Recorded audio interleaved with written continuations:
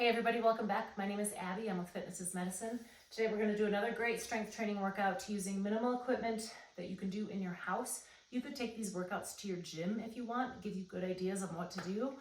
But it's easy to do in a small space in your house with minimal stuff.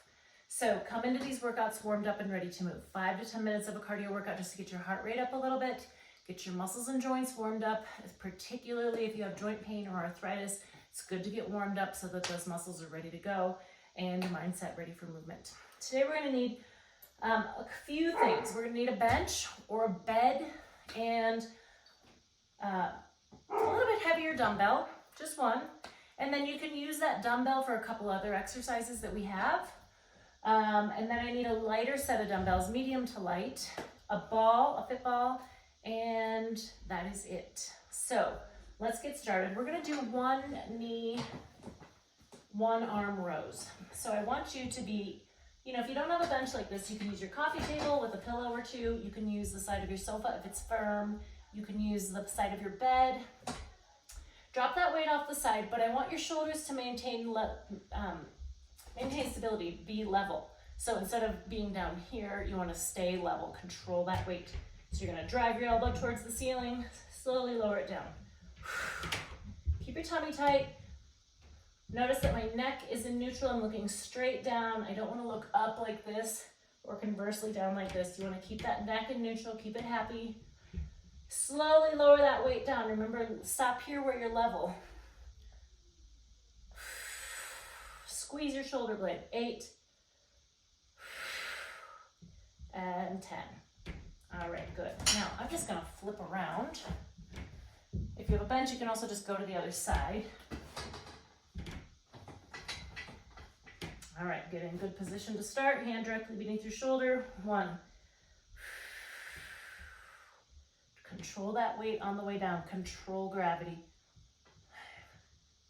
Squeeze that side that you're lifting. Squeeze that shoulder blade towards your spine.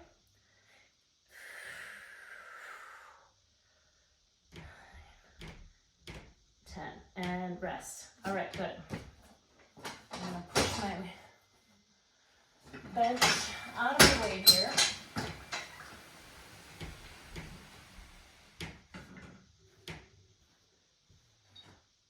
Now, for this next exercise, you're welcome to use that weight or not.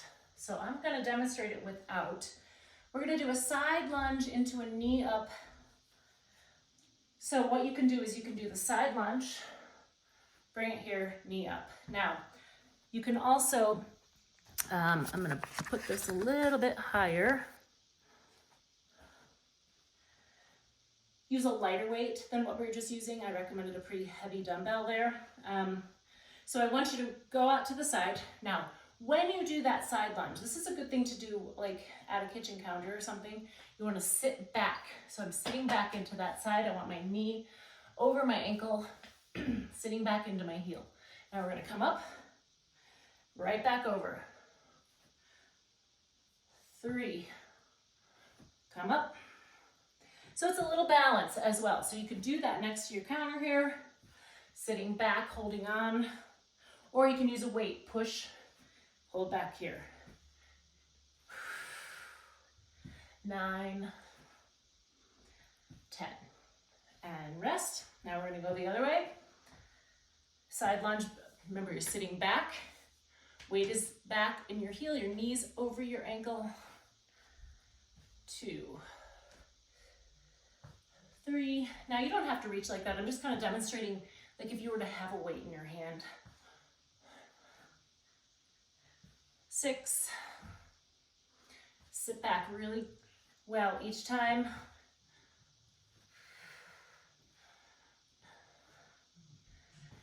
10. All right, good. Okay, now I've got my little bit lighter dumbbells here. Let's move into a tandem stance if you can. You can stand on balance discs, a balance pad. I'm gonna put my other foot in front. Shoulder raises, but we're gonna do forward and then rear. So what I want you to do is thumbs up, pinkies up. So it's like I'm gonna cheer somebody and then dump out my can, dump out my glass. When you lift that weight in front of you, really tighten your tummy, because your back has to engage when you lift that weight forward.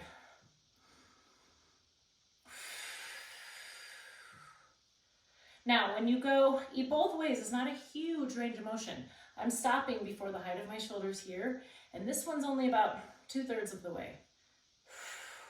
So your deltoid has an anterior component, a lateral, and a posterior component. So we're getting the anterior and the posterior with these. Let's do one more.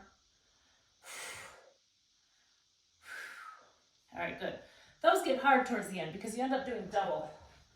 And we don't often work our posterior part of our deltoid that often. We work the front ones, you know, putting things away, lifting things, but we want to keep that stability by working all aspects. Okay, stand next to something sturdy, a wall, a chair, kitchen counter. We're gonna do standing hip extension. So you're gonna stand, bring that foot straight back. Now I've got my knees straight and I'm not tipping, so I don't want to be here. I'm not tipping, I'm just really squeezing right under that glute. Now this is not a very large range of motion. Notice I'm not going back very far. It's just my toe is going just a little bit further back than my heel.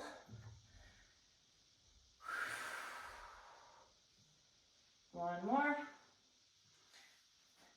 And switch. Now, if you can do this without hanging on, but really, I mean, I want you to be able to do the exercise, so if you feel like you're falling and your balance isn't quite right, hang on to something so you can actually get this exercise. It's important to strengthen those hip muscles, all those hip stabilizers. Really squeeze under your glute. Think about pushing your heel towards the back of the wall. And rest, good. Okay, next we're gonna do a farmer carry. So what I've got a little bit heavier dumbbell, or you can use the dumbbell we used for the first exercise. If you don't have a heavy dumbbell, you could get a couple, you know, like a jug of water. You could use a bucket with sand or water in it, anything a little bit heavy. And remember, when you pick things up off the floor, use good form. So squat, pick up. We're gonna do a one-sided farmer carry today. So I want you to take that heavy weight, and our initial instinct is to kind of do this. When you're carrying something heavy, kind of brace it against your body, lift that up. Now, I don't want to create any shoulder pain. I want to work on core strength here. So if you need to, look in a mirror, get nice and straight. You want your shoulders level, really tighten here. And then we're just going to walk. So I want you to just walk maybe up and down your hall. Notice when you get tired, how much more your abs have to really engage to keep you level, keep you straight. I'm going to walk back and forth again.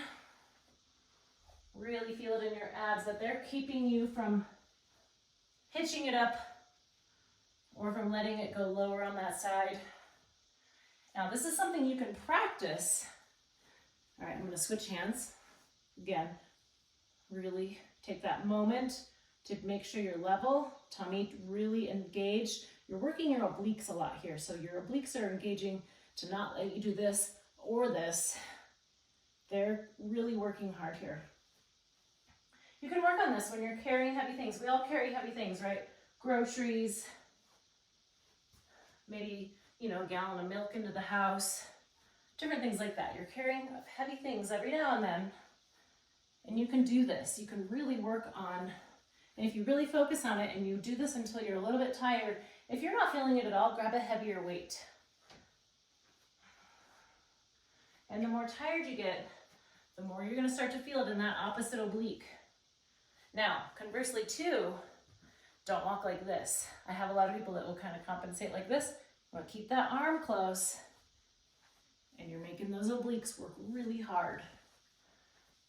Okay, I'm going to put my weight down over here. Use good form when you're putting your weights down. Okay, the last one, we're going to use a ball. I don't remember if I said we needed a ball or not, but if you don't have one, you can use the side of your bed, you can use the side of your sofa, the side of you know, the edge of your kitchen chair. We're gonna come a little bit forward on the ball. We're gonna do some abs. So just straight back, keep your back straight, only come about 2/3 up. 3, keep your neck in neutral, keep breathing. It's really common to hold your breath when you're doing core work. 6, and sometimes you just really have to focus on it.